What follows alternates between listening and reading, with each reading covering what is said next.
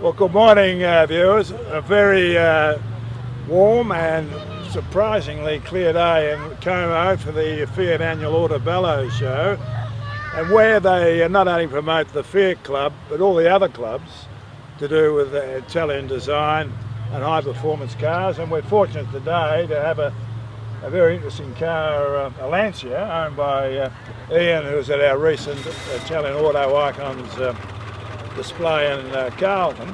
Tell us a bit about your car, Ian. What year is it?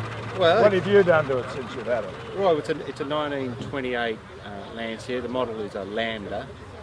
How do you spell that? Lambda. Yeah, right. Spell that, viewers. Yeah. Look, its claim to fame really was it was the first car to combine monocoque construction together with four-wheel brakes, independent front suspension, a few other bits and pieces. But you know, there was one other car prior that had monocoque construction, that is combined body and chassis all in one.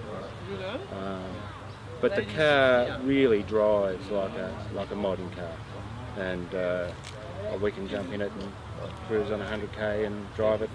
So what's the longest distance you've taken this one? Well, recently we drove it up to Canberra.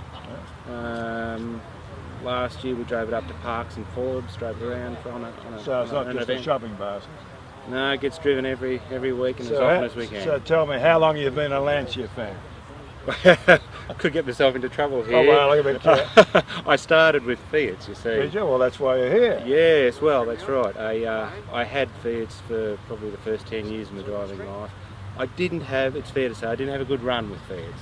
Oh, well, the first like Alpha sometimes. Yeah, sometimes. A bit unpredictable. I put it down to the fact that I never were able to buy a good one. So that's fair enough. the first Lancia I drove was a Beta Coupe, which is a 76 model, and I did 50,000 miles and it didn't take a spanner to it. Well, there you go. Converted. So, of the cars in your fleet, how would you rank this one in terms of nice to drive? Oh, well, it's really unbelievable. It really is. I mean, I grew up driving cars of this era. I did my learner's permit in a 1926 Rolls Royce, believe it or not. Well, you've come up on in a rich history of high performance cars. Well, nice cars, but you know, a bit rough the old Rolls was. But there's just no comparison to the drivability.